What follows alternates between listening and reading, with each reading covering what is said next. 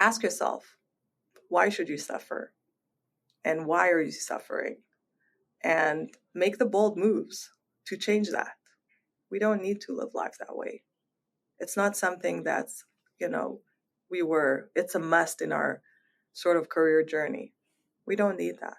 We can have a full life, aligned life without suffering. And it all starts with either our head or how we perceive reality, or it actually only starts there, and then the choices we make. Wow. So many of us feel like we don't have choices, right? Like there's this perception that you don't have a choice, right? You've heard people say, I'm sure, well, I don't have a choice. I have to do this. But the reality is we always have a choice, right? Yeah. There's always a choice. Yeah. And I don't think there is enough reflection on that notion of not needing to suffer.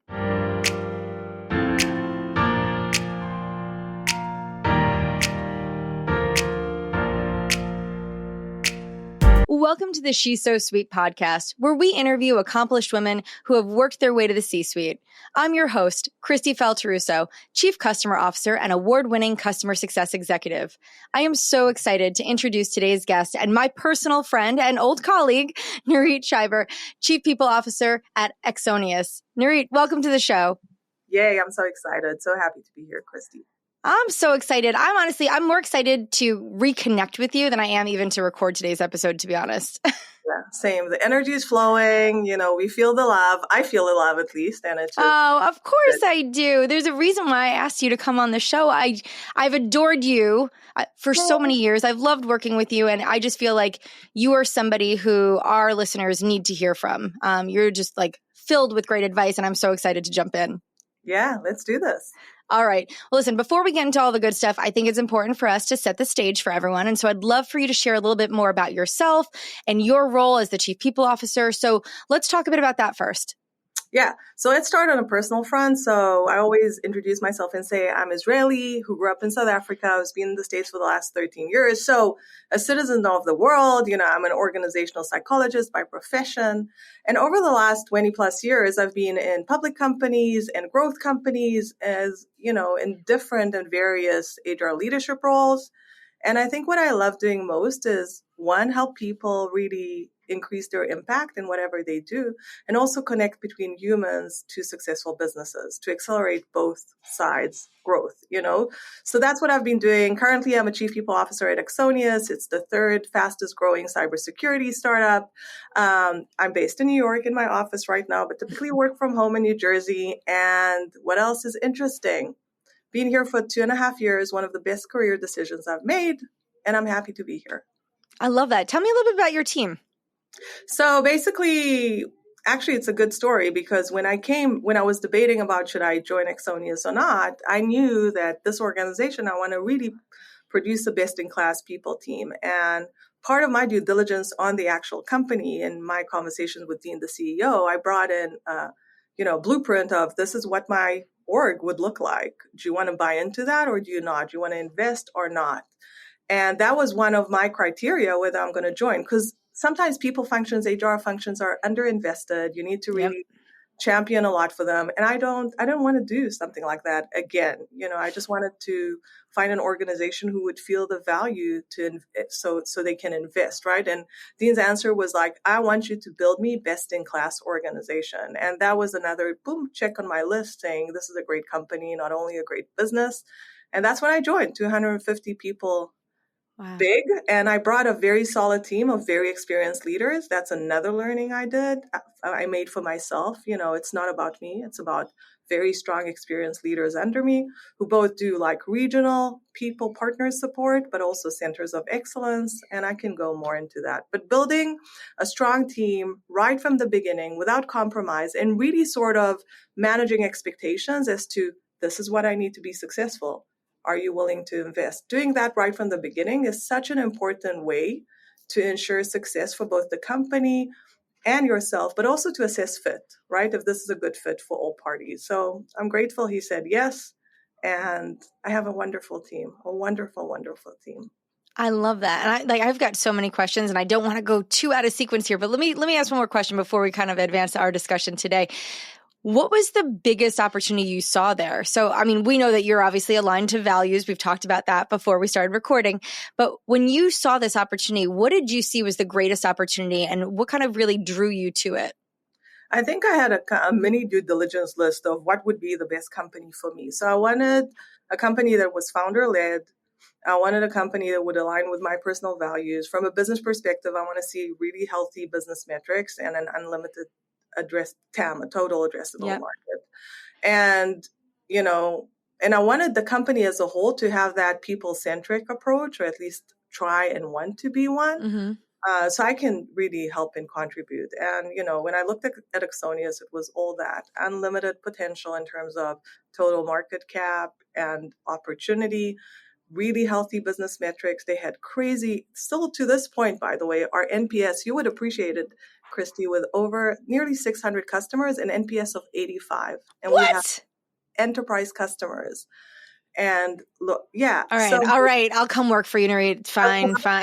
Is so incredible. And there's something core to how this company was built and how we act is that this is how we win, by providing value to the customer.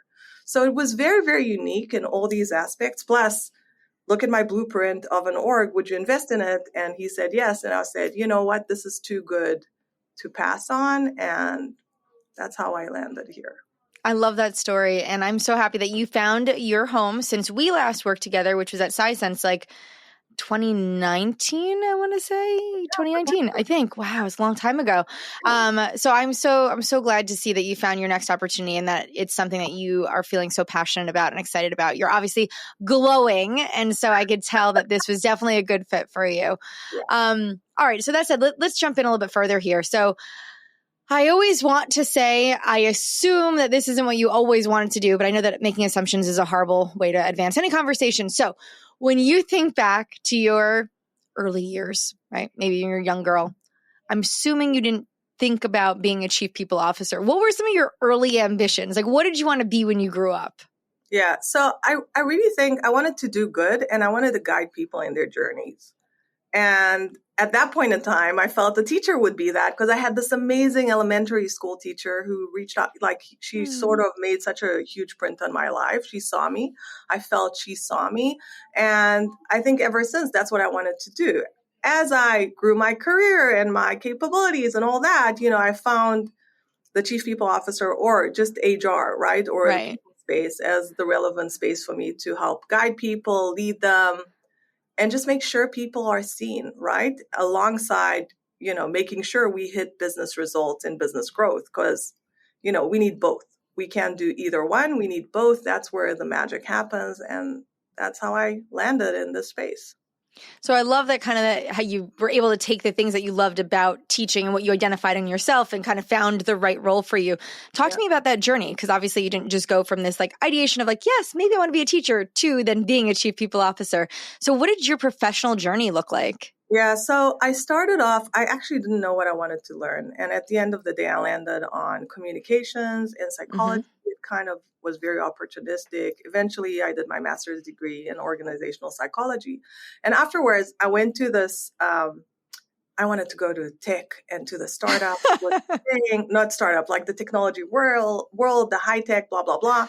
And I started off at actually a recruitment agency. And I was there for 18 months. I got promoted real quick. That's when I became like the manager of one of the branches. That's when I learned about P&L, how do you make money, all that stuff. But it wasn't enough. I was like, I didn't study psychology for that. So I actually went to the IDF, which is the Israeli Defense Force, and I was an organizational psychologist for the Israeli Navy, which is wow. So picture a relatively young woman in her mid-20s, you know, giving organizational consulting advice to commanders of fleets and all that stuff, which was a really important and forming experience in my career. It built a lot of resilience very early on. And then eventually I said, you know what, the Army is too rigid for me. I'm looking for, a global sort of space to impact. And tech was the field. So I started going to the tech space to public companies. One got called Amdocs. And again, I got very quickly promoted, always in global setups. And I think 2 years in, and maybe we can talk about her later, I will owe it to her always. One of my bosses promoted me, believed in me. And, I knew I was going to do one company. I was there for five years. I said, you know what, 5 years is too long. I don't want to overstay. So I moved to another company, a public company as well, called Nice Systems. Through there, I relocated to the US. I brought my entire family as the breadwinner, and I made the move while I was having a third baby, which is a whole other story of someone who was completely hormonal, because why would you do something like that? Change a country, have a third child, and start a new job? Doesn't make sense, but I did that. And then after two sort of stints in public companies, I said, I'm ready for the private, world. And then I did my first startup, and this is my second startup. So I was actually very, very intentional in my career on how I want to get there. What do I need to do in order to get there? Relatively early on, which I'm not sure if that's the right strategy, by the way. I'm not, because I was like in this race, and I have some thoughts about in the race for too long and what it does to you, and not really pausing and thinking. But it did great for me in my career. And, I do feel that I'm in the space where I can, one, create an environment with both the business can sort of succeed and people can. And this is like a good space for me to really help others and give back and also get back. So, I feel like I've landed in a place where it's very aligned with my needs and what I can give back to everyone.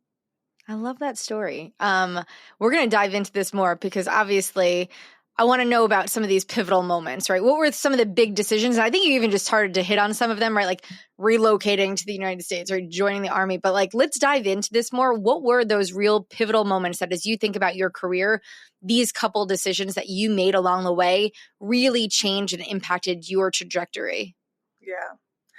When I try and think about myself, I feel like sort of describing myself as the most courageous coward in the whole world is something that would fit me really well, because I took very, very bold decisions, and I was really scared, but I did them and I made those leaps. So the relocation was one, and it was like really starting to play in the space of, being a global people leader in a growth company, and leaving all my comfort and sort of my safe zone behind me, and doing that, in order to progress and, sort of exert more impact and learn more. That was one thing that was always very strong from my childhood. I was like super curious, and I love learning, and I love new cultures. And so that was a pivotal moment, making the decision. Obviously, I had to have a very supportive partner.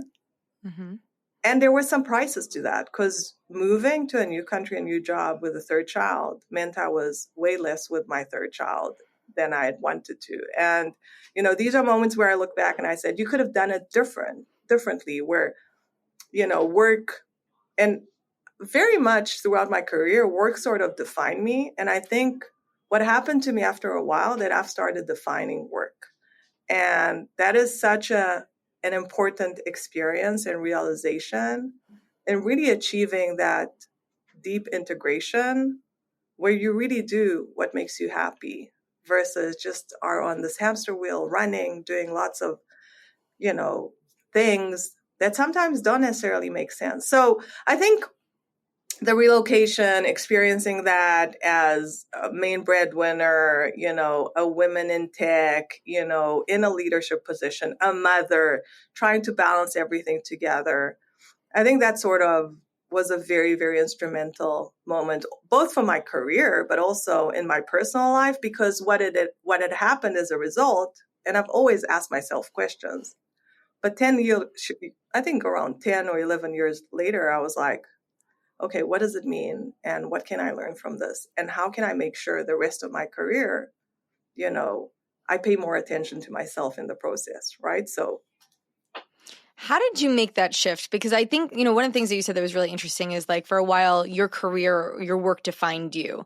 And I would say that sentiment probably resonates with majority of our listeners. I know it very much resonates with me, right? I feel like I very much felt identified by the roles that I was in and the contributions I made. And I don't feel like, probably until a little bit now, do I feel like it's reversing. But what was that pivotal shift for you that you had that realization that it needed to be changed. Then how did you go about making that flip for yourself, even just mentally? Yeah, I think I basically burned out. You know, I was Well, like, that'll do it. I was like working so hard. And I sometimes give this metaphor of being on the hamster wheel, right? What happens is to a lot of us, we get on the hamster wheel and we work hard and things don't go in a certain direction. So you work harder and then you still feel that sort of anxiety. It's not going where it should be. And you continue paddling on this. And what happens after a while, if you don't pause, you get off this damn hamster wheel, excuse my French, and you just look at it and you say, what do I want? What Right. would make me happy kind of thing? And pause. And based on that, make your decisions, but not just making those motions. And don't get me wrong, I was successful all along, like even while I was doing that, but still my ability to exert more impact was only when I came off the hamster wheel. But I won't lie, it took, a personal situation that involved my well-being and, a medical issue I had with my middle daughter that had paused me to just stop for a second and look at it and say, okay, what do I want? Where would I be happy? What are my values and how can I bring them to life? So I can get to a place where I can define the type of work that works for me without being on this chase that and we spoke about it earlier, that is a lot of times, pushed by fear. Like we want to be successful. We want to make money. These are all legitimate. I still want to do all of these and I am doing them. But sometimes it leads us not to really look at what's good for us and what's best for us. And when you find that, it's called the genius zone. I heard someone, when you find that place where you're like fully aligned and you find the place that's good for you, what happens is that hard work doesn't need to be hard. Mm-hmm. And I really encourage like everyone that's listening to us to sort of figure out a way, either through a coach or through listening to yourself or, sort of understanding where is that place where everything aligns so that hard work doesn't feel hard, because then you're doing meaningful work and then you're not on the hamster wheel all the time. You define work.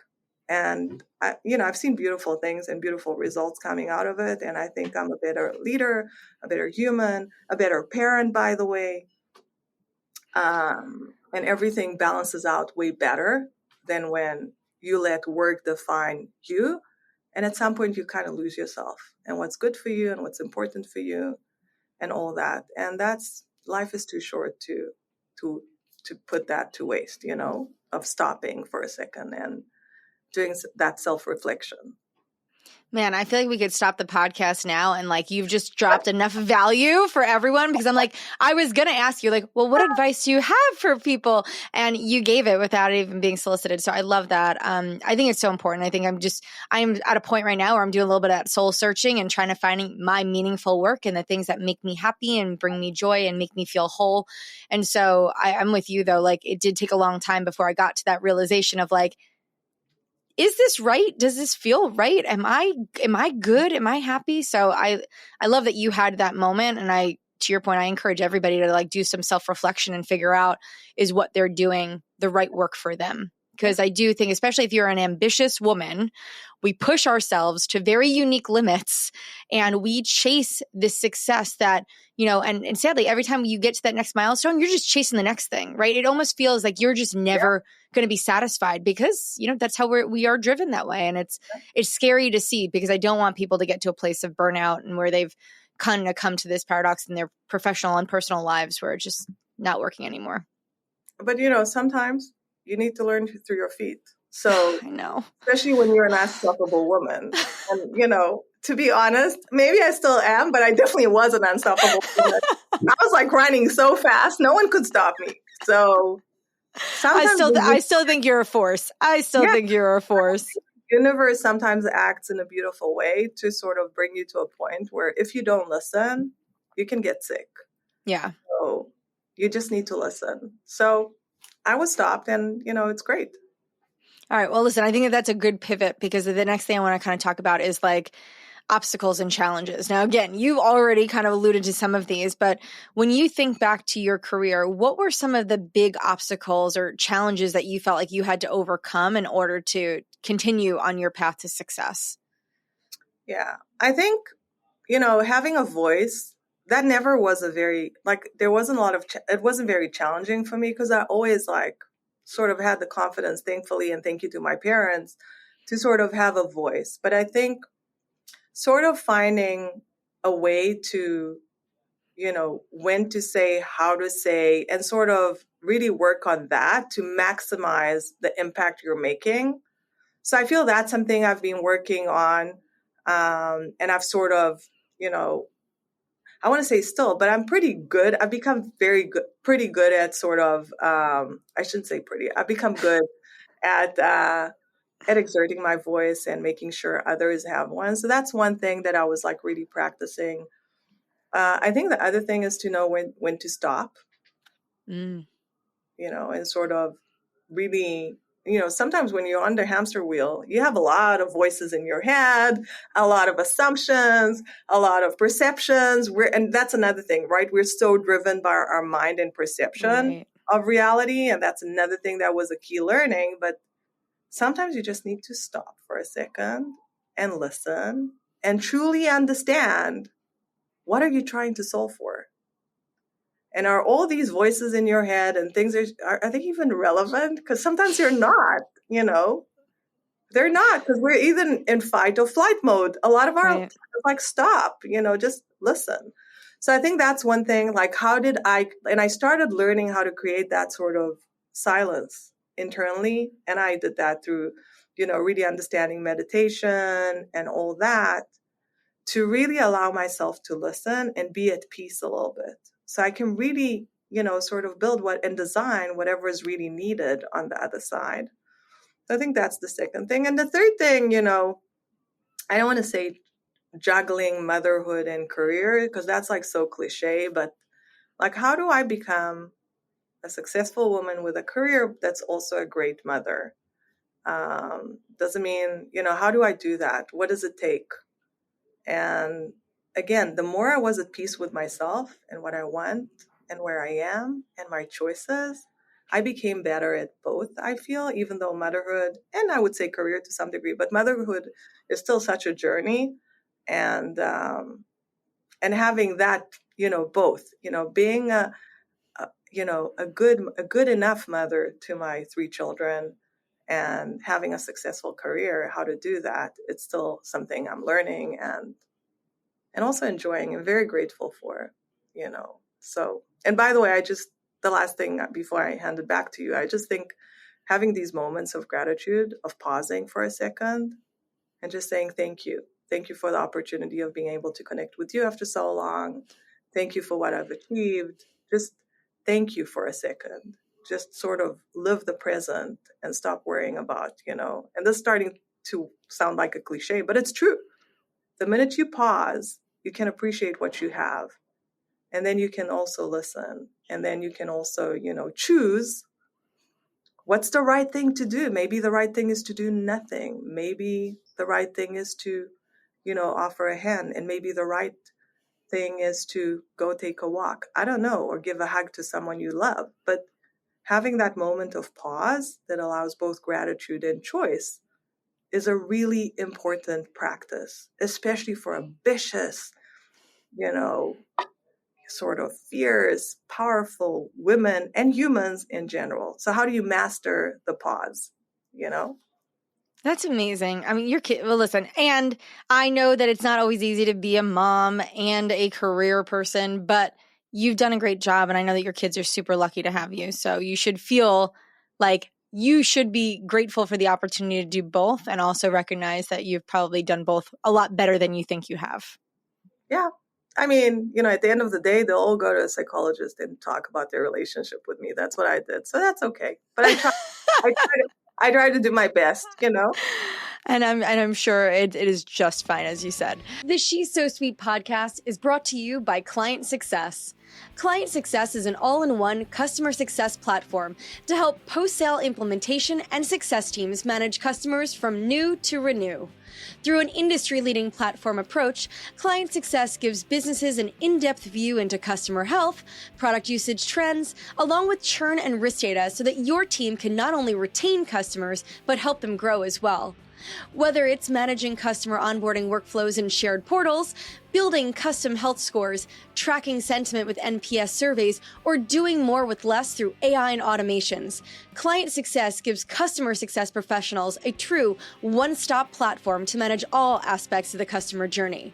To learn more about the industry's fastest to implement customer success platform, visit www.clientsuccess.com. That's Client Success. Simple, powerful customer success.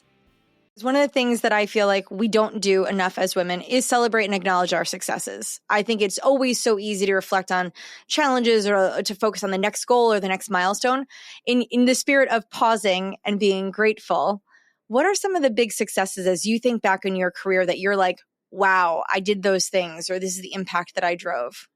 Oh my God. I have quite a few, if not a lot to celebrate, right? So if it's, leading a team in China of HR people, yeah, very early on in my career, we did an acquisition. I've done like 13 acquisitions already in my career. So one of them, I was sent to do an integration with a Chinese company. The company Amdocs acquired, and was like leading a team of Chinese HR people, and just learning the culture and learning how to lead. That was an amazing thing. I mean, all my experience in acquisitions was tremendous, and I loved it, and it was very meaningful to me. Also, helping build a whole business for emerging markets very early on and making it a successful business. At Nice Actimize was really taking a startup that was acquired and getting it back, and all the founders have led, and getting it back to growth and building a strong leadership team. At Sisense, the incredible culture we built, and such an amazing talent pool that stayed connected to this day. And at Axonius, I mean, I joined when we were, I think, around 35 million. Today we crossed 100. We did it very fast. Wow, congratulations. That's a big milestone. Milestone, and just being part of that in, a little under, like, around 2 years, right? And just being part of this journey and being able to both shape the culture, but also help the organization mature and scale is something I'm so grateful for. And yeah, so there are a lot of moments where I can tell you, they were meaningful. And, it was funny. I think a year ago, whatever, I got accepted to like the Forbes Council, and I posted it on my LinkedIn. I think maybe it was 2 years. And the amount, it was so weird because I got like so many reactions from all over, and they were all filled with love. And, and I said, I'm just so lucky to have that and feel that. And I was just so grateful because I think connections are so important, and coming with like an open heart, and love, it really pays off. So, it was a moment where I just sat back. I think I even posted it on my LinkedIn. I was like, I am so grateful.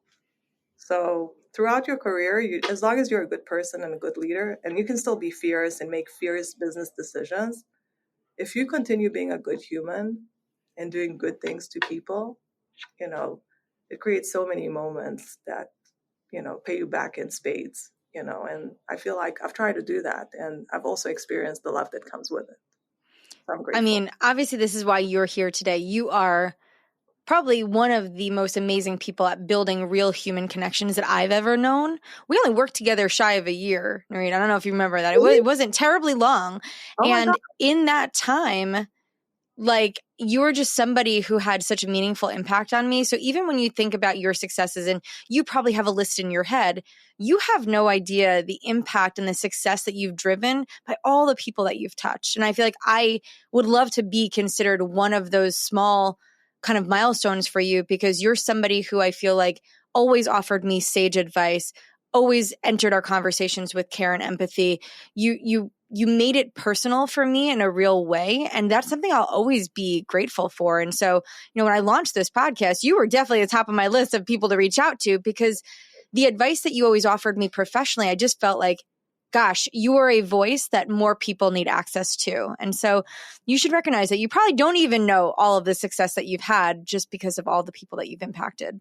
Yeah, that's truly humbling. And I think it's such a privilege. Like, when you help people make greater impact in their lives, in their work, There's no like, what is my calling? That is my calling. I really want to help people, sort of do greater impact so they can influence others and just honestly be successful and happy. Well, So you do that, and I'm sure that you are having great impact on the folks that you're working with today.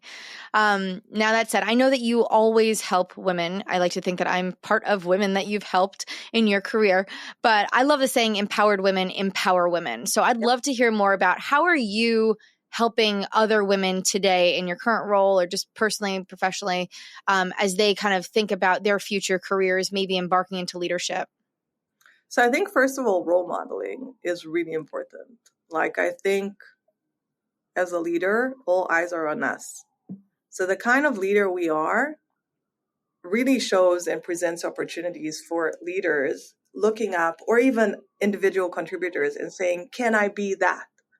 So can I, be that leader that leads with our heart, but also with our mind, and be successful? Can I exert that voice? Can I be silly sometimes? Can I have a great sense of humor and laugh at myself if needed? So I think the first piece is like being a role model, that I think is really, really important. The second thing, I'm actually trying to coach people earlier in their career, actually like high schoolers, right? Oh, And wow. yeah, actually I was part of an entrepreneurship program where we mentored people in their junior and senior years in building their own startups. And I try to Wow. influence there. And again, being that voice that sort of guides, but also role models, what it could look like or what would it mean. And I think the third thing is, whenever I have an opportunity, I really form connections and I try and get to the human side and just integrate it with the business. Every time you do that, it just creates such allyship. It creates, just friendship sometimes. And it just creates this bond where someone knows they can turn to you if they need to.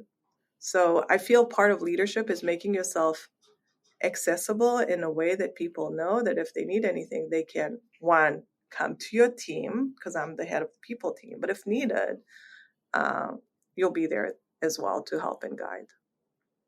I love that. Well, you're obviously doing a great job with that. I love the program with the high schoolers. I don't feel like I don't see enough people really fostering that kind of ideology of their careers and growth and entrepreneurship at such an early stage. And, those are the formidable years. Those are people are like really starting to think about their futures. And I love that you're starting that early with these folks. That's my dream, by the way. At some point, I want to start working on young leadership, or in the space of young leadership, because I think, sort of helping and guiding and mentoring and teaching so early on can really create more amazing leaders to the world, but it starts with, we can shorten the path to success, and I think the earlier we start, the more we can create an impact there. So that's what I'd I like think to do. that's great. I love it. Keep me posted on what progress you make there, because I'm super excited to hear more about it.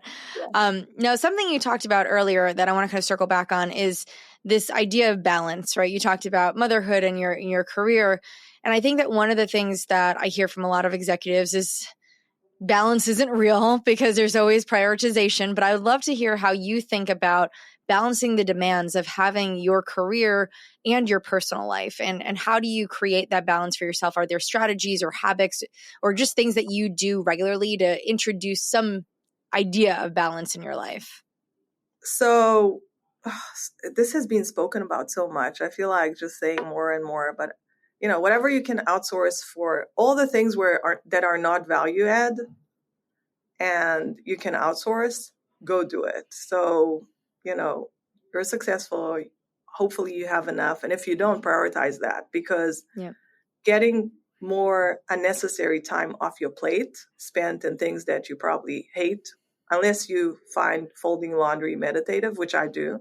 So I don't mind that. But otherwise, try and outsource as much as possible so you get help, because a lot of times we don't get help and we put ourselves last. So that's one. I think the second thing is create experiences. That's one thing I've always done with my family. Like, I want vacations to be an experience. And even, I would be that mother that takes her kids to concerts very early on at a very young age. I would be that mother that would say, oh, it's Saturday, it's beautiful, let's go to the city and explore. And I did that from a very, very, very young age of my kids. And I think it created those amazing memories that we can go back to, and we just, have that. So creating experiences is really important to me. And I think it really creates that moments where there's like such beautiful connection. And, it's funny, just a small story. So now my 3 kids are with me. I have an older one who came, she lives out of the country. She came back, and finally my 3 kids for 2.5 weeks, we were together. And I was like, let's go to Miami. And someone, because I want to go and I love the beach and all that. And Yeah. I had someone tell me, what are you doing? Why are you so impulsive? Why did you make that decision? And, if you have the money for it, because it was last minute, it was very expensive, that's fine. And I was like, you know what? I'm putting all these noises to the side because this is what I'm doing. I'm creating experiences. Time will not come back. I don't care, what it means. And I take all these judging voices out of my head as well. And I'm going to do that in order to, and it was fantastic. And I came back so happy and it was really amazing. So creating experiences is the second thing. And I think the third thing, for years, I try to cram more meetings, more trips, more. And actually I learned that less is more.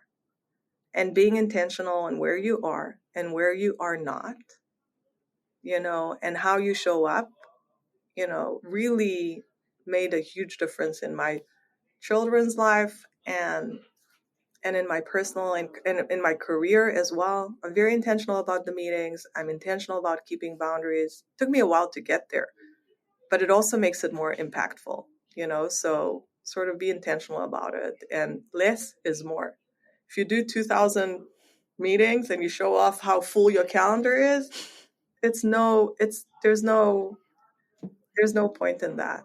Maybe it would make you feel busy and important, but it's not necessarily the right things to do. I will And maybe the definitely last trade thing that meetings. I think you would agree with me, but that will happen only when your children get a little older. Prioritize me time. Mm-hmm. Prioritize me time. Because if we take care of ourselves, that comes first before anything else. Yep. So prioritizing me time for workouts or for whatever makes you happy, walking in nature, whatever, small things, prioritize that. I love that. All great advice. Now, you just gave us some great advice, but if you had to think back to yourself, let's say 20 years ago, what is some advice that you wish you had had earlier that you think would have changed outcomes for you? Slow down. Slow down. You can achieve everything and more with just like, let's say, half the energy. I invested a lot in energy. Yeah. So I have to imagine. I cared about everything. I heard everything like very amplified. Slow down. Breathe. You know what? It's so funny. It's probably the most simple advice, but the most powerful advice because we're all in a rush. Where are we going? Yeah. Everyone is just chasing the next thing, and we're all such in a hurry. It is like this race, but a race that we create ourselves. Yeah. I love that. Or maybe go to yoga or start meditation. Maybe that's something I would have told myself back then. Start the practice early on. It would have helped. I think it's smart advice. I probably would have appreciated hearing the prioritize myself a little bit sooner. It took me a long time to figure that out. Only until my 40s do I really feel like I put myself first. So, but better late than never, right? And it's also amazing, right? Once you do it, so you did, at least you did it. Who cares about the past right now? Right. You're doing it and you're doing it big time and it feels great. So it definitely does. I highly recommend to everybody. All right. Now listen, as you think about your career evolution, what do you see as kind of next for your professional journey here? So I'm actually super happy where I am right now. And, I want to continue growing this fantastic company. I'm very excited and even more bullish about the future and what we can do. So I'm very, very grateful and happy and privileged to be where I am. So that's on that front. On the personal front, I want to get a house by the beach. I want to retire. So that's my second thing. And, at some point after I retire, I want to do 12 months of tracking, but I'm not ready for that yet. I still have a lot in me. So I want to do that. But, it's just continue growing this beautiful company and really maximizing the potential of everything we have, and continue to give back, because that's something that's personally very important to me and I've been doing throughout my career. Give back to the community, impact where you can, so you're not only focused on, getting, but also give in areas where, they wouldn't have the opportunity to get what you can give them. So that's another thing I'll continue doing. I love that. Okay. Well, listen, before we wrap up today, I want you to leave our listeners with just one piece of advice. You've given us so much. I like I said, we could have stopped this episode probably 20 minutes in, but what is one thing that you feel like you haven't shared yet in our conversation that you feel like is important for our listeners to take away with them, right? So if they had to take one thing, what's that one thing? Yeah. So I have a funny story about that. And I think it was 4 years ago that we had acquired a company through SciSense, and they had an Ask Me Anything with the senior leaders. And someone asked me that in the audience. I was in San Francisco sitting in front of lots of people, and they asked me, what's one piece of advice? So I told them, why suffer? That was my piece of advice. Why suffer? And I have this person that used to, she worked in my team, and she called me the other day, and she's like, and she was always joking and laughing at me. What kind of a, weird advice, you know? And I think that's a lot of time when we're unhappy, and we're not feeling we're in our zone. And sometimes it has nothing to do with external circumstances. It has to do with us. And sometimes it does have with external. I think we should pause and ask ourselves that question. Why suffer? And because we shouldn't. We should not be suffering. Life is not about suffering. Life is about growing. Life is about giving back. Life is about love. Life is about achievements. It's not about suffering. So ask yourself, why should you suffer? And why are you suffering? And make the bold moves to change that. We don't need to live life that way. It's not something that's, it's a must in our sort of career journey. We don't need that. We can have a full life, aligned life without suffering. And it all starts with either our head or how we perceive reality, or it actually only starts there, and then the choices we make. So we always need to get back to the choice. We have a choice. We need to understand what we want, what will make us happy, so that we don't suffer, because it doesn't need to be that way. So that's it. That's my advice. Wow. I feel like that could be its own episode. Honestly, I could just spend 50 minutes talking to you about that, because so many of us feel like we don't have choices, right? Like there's this perception that you don't have a choice, right? You've heard people say, I'm sure, well, I don't have a choice. I have to do this. But the reality is we always have a choice, right? Yeah. There's always a choice. Yeah. And I don't think there is enough reflection on that notion of not needing to suffer. So I love that is advice that you left us with today. I think that is so powerful. And hopefully people will do a little self-reflection, because I feel like that's kind of the theme of our conversation today, is this kind of like internal reflection and this idea of finding ourselves and our purpose and our happiness and translating that into all aspects of our life, right? Not just professionally, but personally as well. Yeah. Oh, Nurit, well, that was... You might be my favorite recording so far. Not that I'm surprised. It kind of felt like that was going to be the case. You really pulled on my emotional strings today. But I'm just so grateful for your friendship, for our reconnection, and for you taking the time to give back to all of our listeners, because your story and your journey is just so inspiring. And so I'm so grateful that you took the time today to kind of be here with me and to share all of that. Oh my God, goosebumps. I'm happy you gave me the opportunity. And I just think you're wonderful. And I'm just grateful for the time. And hopefully this will be meaningful to someone. So that's good. I'm confident that a lot of people will find value in it. In fact, if folks listening, if you found today's episode helpful, enjoyable, please rate us and follow us on Spotify, Apple Podcasts, subscribe on YouTube, and connect with me on LinkedIn. Until next time, we'll see you soon. Okay, bye. Bye.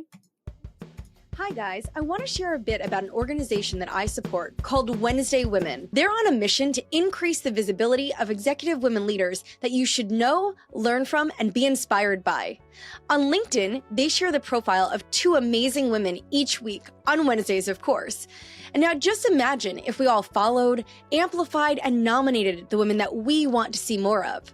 Their initiative provides examples of women CEOs, founders, sales executives, technical leaders, and so many more. By supporting Wednesday Women, you'll see more of these professionals in your social feeds, of course, but also on stages, podcasts, and panels. If you're interested in learning more and supporting their initiative, head over to www.wednesdaywomen.org or follow them on LinkedIn.